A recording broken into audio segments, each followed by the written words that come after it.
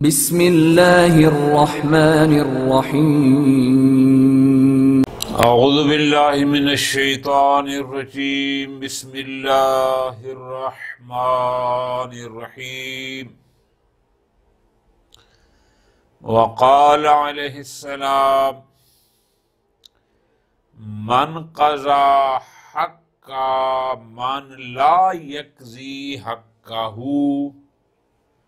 فقد عبدہ یا فقد عبدہ۔ امیر المومنین علی ابن ابی طالب علیہ السلام اس فرمان ذیشان میں یہ فرما رہے ہیں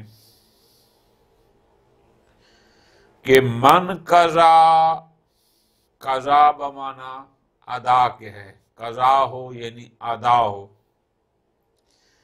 من قضا حقا من لا یقضی حقہ،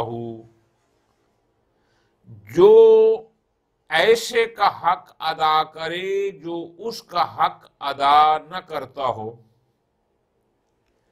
یہ یعنی من، جو شخص قضا ادا کرے حق کا من، اس شخص کا حق، لا یقضی حقہ کہ جو اس کا حق ادا نہیں کرتا،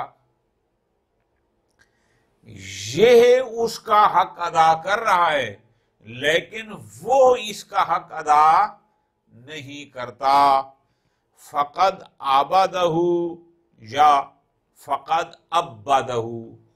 بعض میں با پر عربی صاحب میں یہاں تشدید ہے، تفعیل ہے، عبدہ، چونکہ معنی میں فرق ہے۔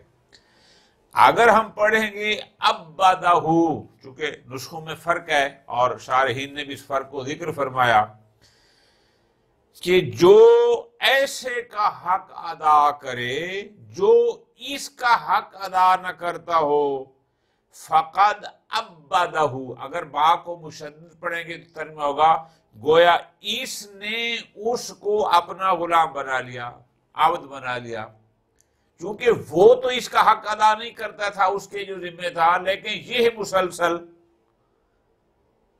یہ پریشان تھا، وہ اس کی پریشانیوں میں شریک نہیں ہوا، یہ بیمار ہوا، وہ عیادت کے لیے نہیں آیا، اس کو اللہ نے کوئی نعمت دی، وہ اس کو مبارکباد دینے نہیں آیا، لیکن یہ وہ بیمار ہوتا ہے، یہ عیادت کے لیے بھی جاتا ہے، اس کے یہاں کوئی خوشی ہوتی ہے اس کو مبارکباد دینے بھی جاتا ہے، اس کو کوئی پریشانی ہوتی ہے اس کی پریشانیوں سے نکالنے میں اس کی مدد بھی کرتا ہے۔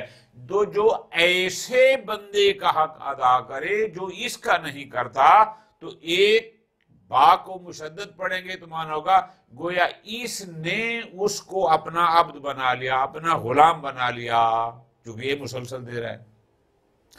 اور ایک ہے نہیں، فقد عبدہ،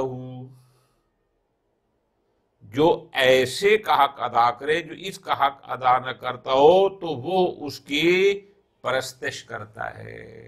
ٹھیک ہے جی، یہ ہو گیا مفتی صاحب کا ترجمہ۔ بہرحال شارحین نے اس پر یہی تفصیل کی ہے کہ اگر عبدہ پڑھیں گے تو اس کا مطلب جو ہے وہ مفہوم سے ملتا ہے کہ گویا اصل فرمان یہ تھا کہ جو ایسے کا حق ادا کرے جو اس کا نہیں کرتا، تو گویا یہ اس کو اپنا غلام بنا لیتا ہے۔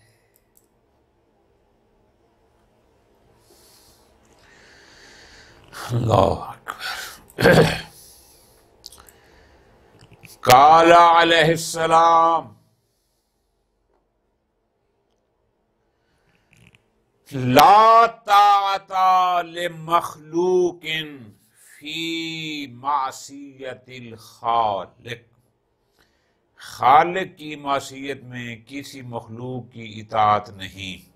ذرا غور کرنا ہے، اطاعت کس کی ہے؟ حقیقی اطاعت فقط اور فقط اللہ کی ہے، چونکہ ہم جو رسول کی اطاعت کرتے ہیں وہ بھی در حقیقت اللہ کی اطاعت ہے۔ ہم جو اولی الامر کی اطاعت کرتے ہیں وہ بھی اللہ کی اطاعت ہے، ہم اپنے والدین کی اطاعت کرتے ہیں تو بھی یہ اللہ کی اطاعت ہے، زوجہ اپنے شوہر کی اطاعت کرتی ہے تو بھی یہ اللہ کی اطاعت ہے، چونکہ اللہ نے ان سب کی اطاعت کرنے کا حکم دیا۔ تو جتنی بھی اطاعتیں ہیں ان سب کا برگشت بالآخر اللہ کی اطاعت ہے۔ اب ذرا غور کرو، لا طاعت لمخلوق فی معصیت الخالق، جس اطاعت سے اس کی اللہ کی، اشارہ بھی نہیں کرنا چاہیے اس کی ذات کی طرف، جس اطاعت مخلوق سے اللہ کی معصیت لازم آتی ہو وہاں کوئی اطاعت نہیں۔ بالکل آسان سمجھنے کے لیے، اگر میرا والد مجھے کہے آپ نماز نہ پڑھیں، نماز نہ پڑھنا معصیت الہی ہے، اب یہاں میرے اوپر والد کی اطاعت واجب نہیں ہے، شوہر پر واجب ہے، بیوی پر واجب ہے شوہر کی اطاعت کرنا،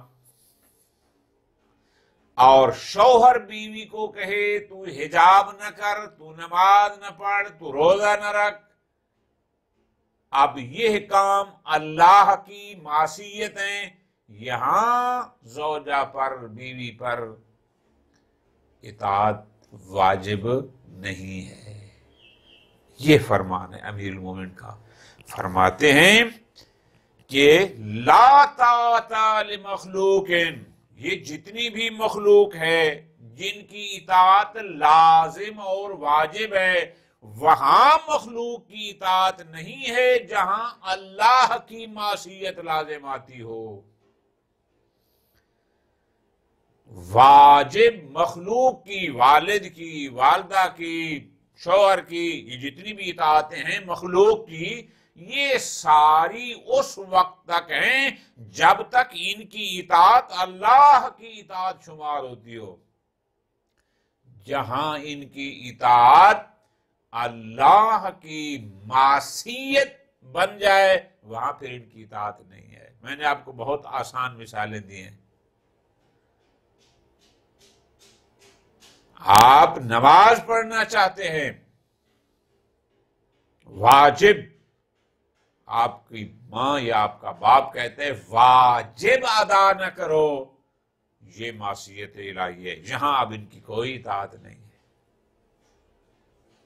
مخلوق کی اطاعت جو اللہ کی نافرمانی کا سبب بنے، جس سے اللہ کی معصیت لازم آتی ہو، فرماتے ہیں نہ، یہاں پر کوئی مخلوق کی اطاعت ہمارے اوپر واجب لازم نہیں ہے، یہاں اطاعت نہیں کرنی۔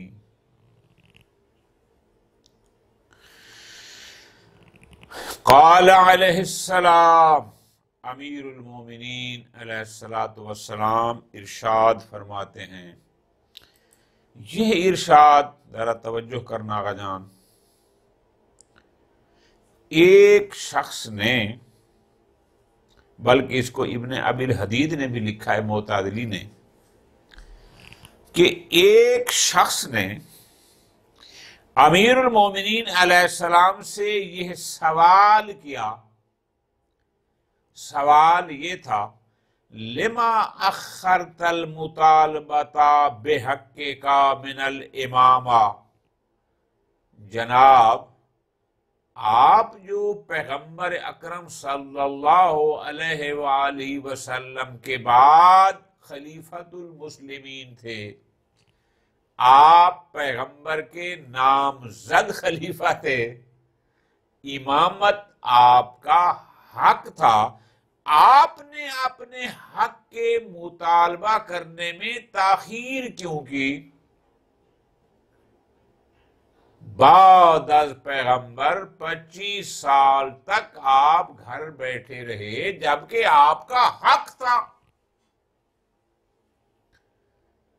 اور آپ کو اپنا حق مانگنا چاہیے تھا، آپ کو مطالبہ کرنا چاہیے تھا۔ سوال سمجھ آ گیا؟ جواب میں امیر المومنین نے یہ فرمایا، لطف لینا ہے، فرماتے ہیں لا يعاب المرء بتاخیر حقہ،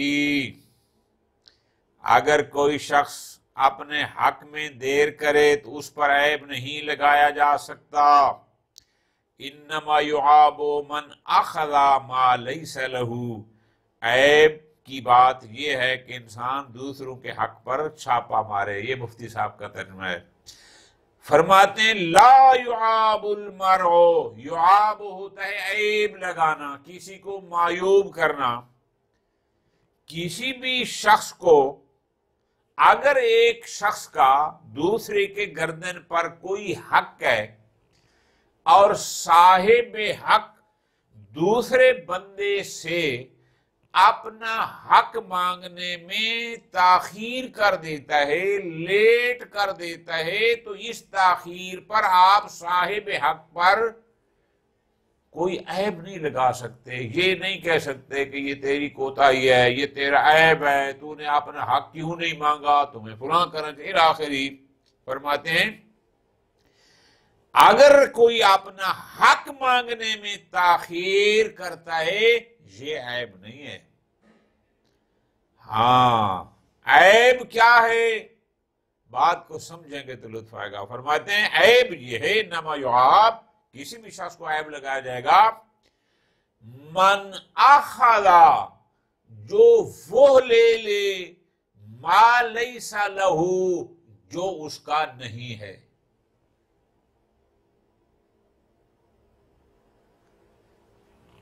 میں اگر ایسی سیٹ پر بیٹھ جاؤں جس کا میں اہل نہیں ہوں، یہ معیوب ہے۔ میں وہ کچھ لے لوں جو میرا حق ہی نہیں بنتا تھا، یہ باعث عیب ہے۔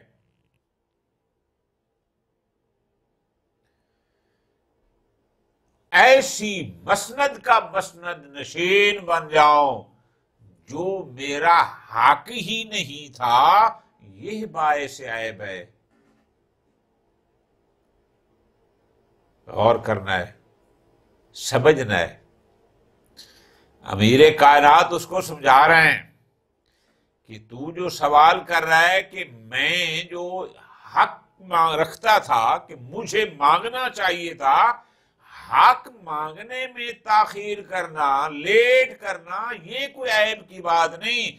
عیب کی بات یہ ہے کہ جو جس کا اہل نہ ہو اور وہ اس کو لے لے۔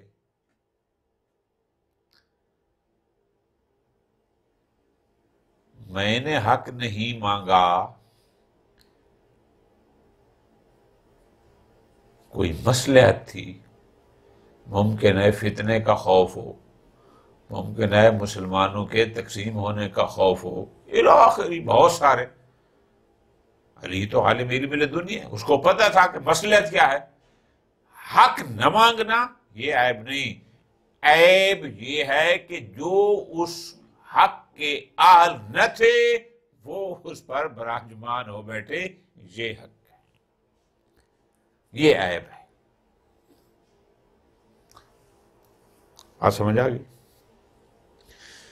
میرا حق ہے، میں اپنے حق نہیں مانگتا، لیٹ کرتا ہوں، اس پر کوئی حد نہیں۔ لیکن اگر میرا حق نہ ہو اور میں اس کو لے لوں، یہ عیب ہے، اس عیب سے بچنا ہے۔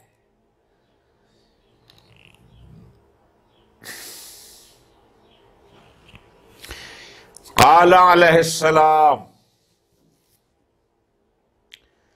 الاعجاب یمنع من الازدیاد، خود پسندی ترقی سے مانے ہوتی ہے. کئی دفعہ اس عجب کا ذکر آیا. خود پسندی، تکبر.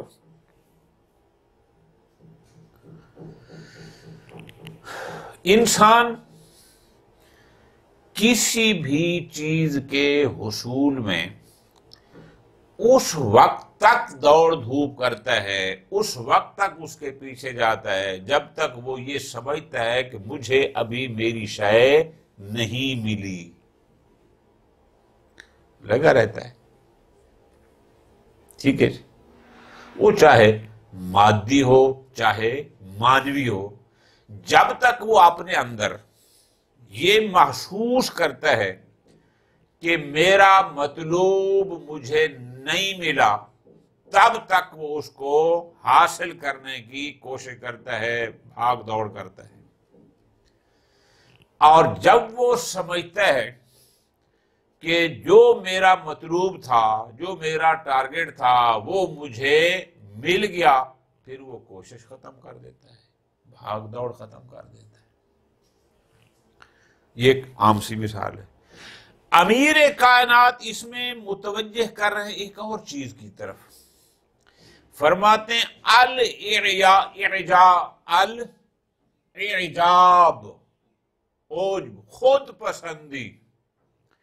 یعنی جو بندہ اپنے بارے میں یہ طے کر لے کہ بس میں کمال کی آخری منزل تک پہنچ گیا ہوں، میرے جیسا اب کوئی عالم نہیں، میرے جیسا اب کوئی مقرر نہیں، میرے جیسا کوئی مدرس نہیں، میرے جیسا کوئی باتقوا نہیں. یعنی جو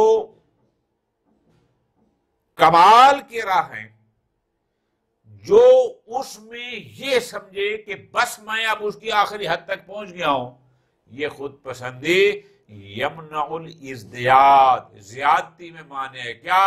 اس کی ترقی کا راستہ رک جاتا ہے. ترقی تو وہ کرے گا نا جو اپنے اندر ابھی کمی محسوس کرے. یعنی میں جب تک یہ سمجھوں گا کہ نہیں ابھی تک مجھے علم فقہ کی پوری سمجھ نہیں آئی، پھر میں اور کوشش کروں گا سمجھنے میں. جب میں سمجھوں گا کہ ابھی مجھے قرآن کی سمجھ صحیح نہیں آئی، میں اور اس میں کوشش کروں گا سمجھنے کی. اگر میں سمجھتا ہوں مجھے اس کاروبار کی ابھی صحیح سمجھ نہیں آئی، میں اور کوشش کروں گا یا فلاں کروں گا. لیکن اگر میرے اندر خود پسندی آ جائے کہ بس میں سمجھوں میرے پاس اب سب کچھ ہے، مجھے کسی چیز کی ضرورت نہیں ہے، ہر چیز میں کمال پر پہنچ گیا ہوں، جو بندہ اس خود پسندی کا شکار ہوگا، امیر کائنات فرماتے ہیں وہ ترقی کی منزلیں طے نہیں کرے گا، اس کی بریک ہو جائے گی. کیوں؟ چونکہ اس نے اپنے آپ یہ طے کر لیا ہے کہ میں ہر خوبی کی آخری حد تک پہنچ گیا ہوں. یہ خود پسندی، تکبر، عجب، بڑھائی، تفوق، مجھ جیسا کوئی نہیں،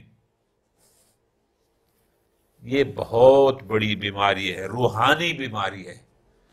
اور سب سے بڑا نقصان اس کا یہی ہے کہ انسان کی ترقی رک جاتی ہے، کیونکہ وہ سمجھتا ہے کہ مجھے اب کچھ سیکھنے کی ضرورت نہیں ہے. تو جب وہ سیکھے گا نہیں تو اس کے اس علم میں، فضل میں، تجربے میں وسعت کیسے آئے گی، زیادتی کیسے ہوگی. یہ بہت بڑا مسئلہ. کبھی بھی انسان کو اس کا شکار نہیں ہونا چاہیے. اگر آگے بڑھنا ہے، اگر آپ کسی بھی میدان میں آگے بڑھنا چاہتے ہیں، کبھی اس کا شکار نہ ہونا کہ بس اب مجھے سب پتہ ہے، بس اب مجھے سب کچھ مل گیا. نہ، یہ عجب نہیں، یہ غلط ہے. ورنہ آپ ترقی کے راستے پر گامزن نہیں ہوں گے، آپ کی بریک ہو جائے گی، آپ کے راستے مسدود ہو جائیں گے. آپ جو محنت اور کوشش اور تلاش کر رہے تھے وہ سب رک جائے گا.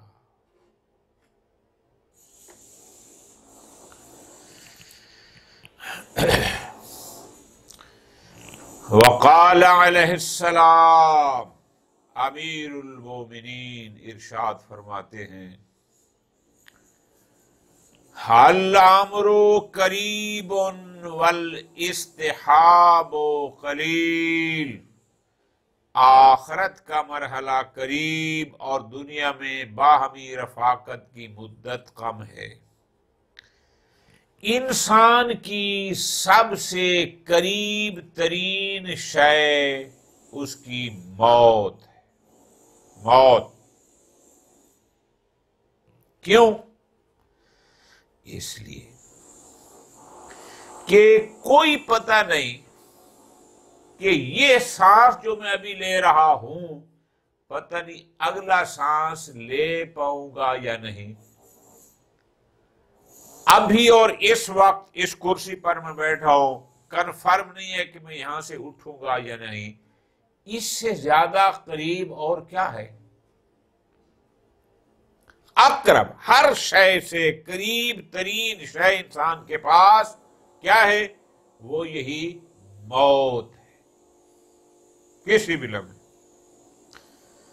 موت سب سے اقرب، لیکن فرماتے ہیں والاستحاب، دنیا میں استحاب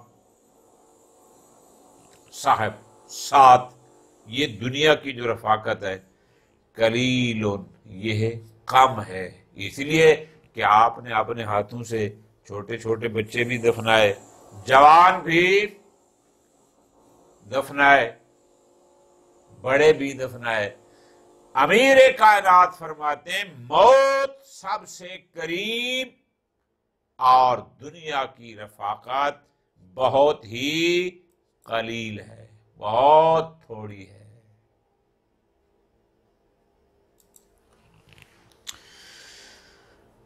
قال علیہ السلام،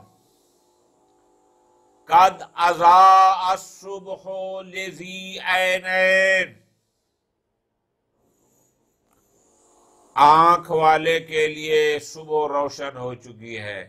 غالباً کل کا درس بھی ہمارا یہ بات تھی کہ جو دیکھنے والا ہو اس کو دکھا دیا گیا ہے، جو سننے والا ہو اس کو سنا دیا گیا ہے، جو ہدایت لینا چاہے اس کو ہدایت کر دی گئی ہے، یہ بات گزری ہے۔ اسی کے ساتھ قد اضاء الصبح، صبح روشن ہو چکی، ہدایت کے دروازے تیرے اوپر کھول دیے گئے۔ کوئی شے ایسی نہیں ہے کہ تو کہے کہ مجھے اس کا پتہ نہیں چلا۔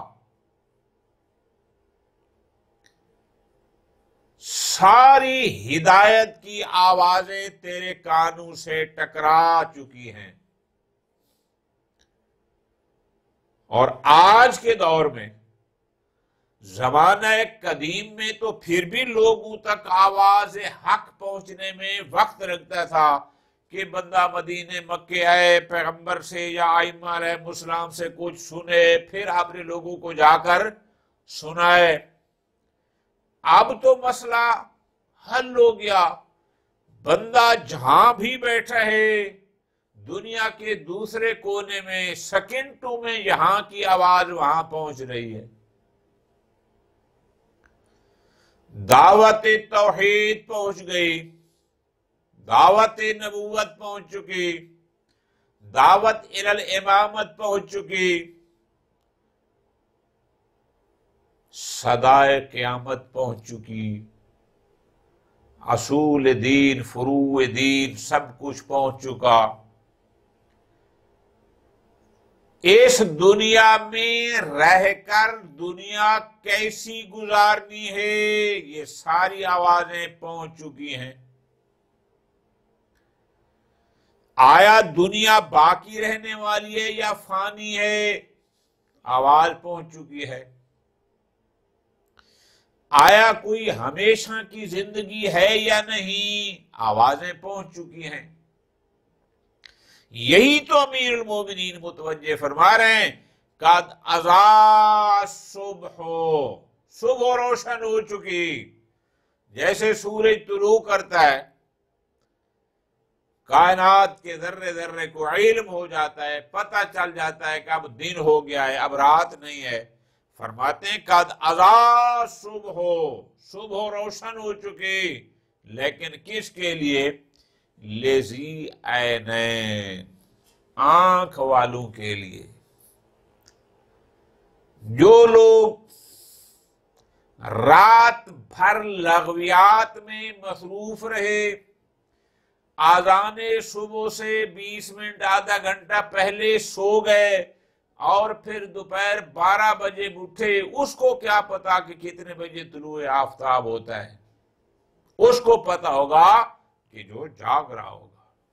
اس لیے فرما رہے ہیں ہدایت کی آوازیں تم تک پہنچ چکی ہیں، اتمام حجت ہو چکا ہے، لیکن اس کے لیے جو ادھر توجہ کرے بھی صحیح نا کہ قرآن کیا کہہ رہا ہے، نہج البلاغہ کہہ کیا رہا ہے، اس کے لیے تو سورج صبح روشن ہو چکی ہے، سورج نکل آیا ہے.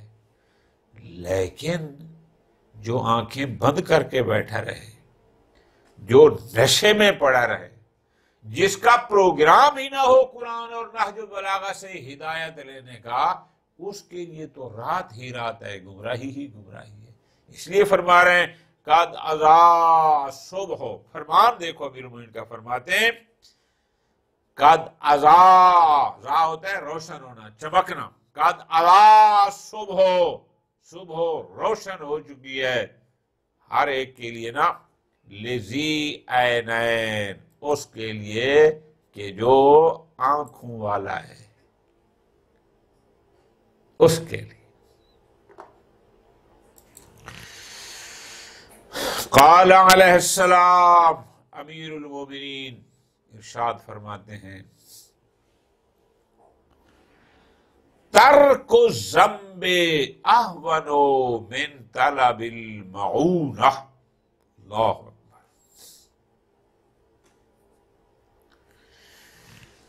ہمارے پاس دو مرحلے ہیں. پہلا مرحلہ یہ ہے کہ ہم گناہ کریں ہی نہیں. دوسرا مرحلہ یہ ہے کہ گناہ کرنے کے بعد توبہ کریں. اب ان میں سے آسان مرحلہ کون سا ہے؟ آیا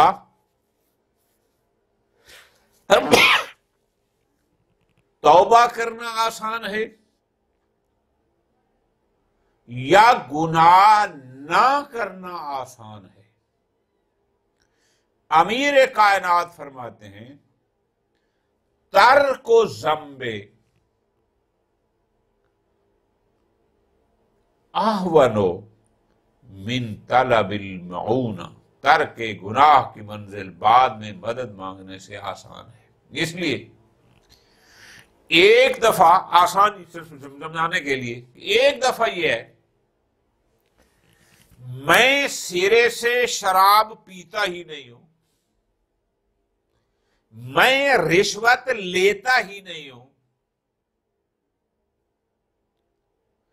جب میں نے رشوت لی ہی نہیں ہے، میں نے شراب پیا ہی نہیں ہے، مجھے شراب اور رشوت اور گناہ کی لذت شیطان کی طرف سے ابھی مجھے معلوم ہی نہیں ہے.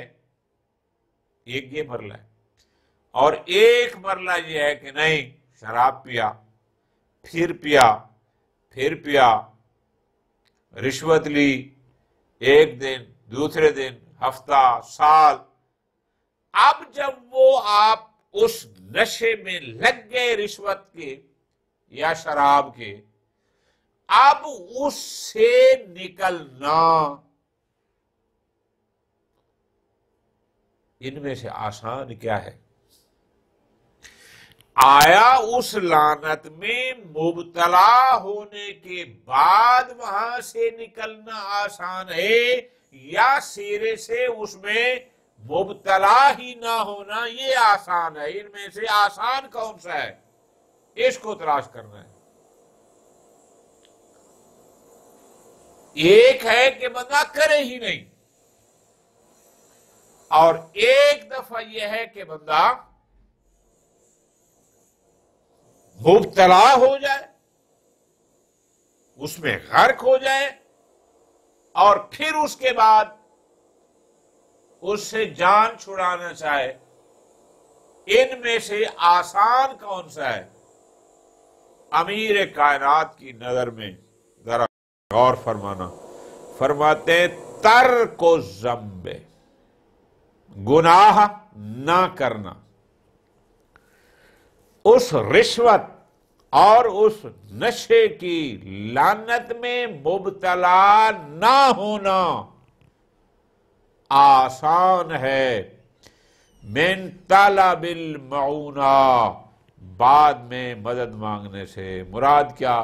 بعد میں توبہ کرنے سے۔ اس لیے کہ جب آپ توبہ کرنا چاہیں گے اس وقت شیطان آپ کو روکے گا، اس لیے کہ بعض نسخوں میں لفظ ہے من طلب التوبۃ، دونوں ہے، معونہ مراد ہو تو بھی یہی توبہ ہے۔ تو پس ایک گناہ کی، کسی بھی گناہ کی دلدل میں پھنس جانا اور پھر توبہ کر کے نکلنا یہ مشکل ہے، اور دلدل میں نہ پھنسنا یہ آسان ہے۔ پس امیر کائنات متوجہ فرما رہے ہیں کہ اس غلط فہمی کا شکار نہ رہو کہ ہم توبہ کر لیں گے، نہ نہ نہ، پھر پتہ نہیں توبہ کی توفیق حاصل ہو یا نہ ہو۔ اول روز سے اس دلدل میں ہی نہ پھنسو، ورنہ پھر اس سے نکلنا مشکل ہو جائے گا۔ خداوند متعال ہمیں امیر کائنات کے فرامین کو پڑھنے، سمجھنے اور ان پر عمل کرنے کی توفیق عطا فرمائے۔ وصلی اللہ علی محمد وآل محمد۔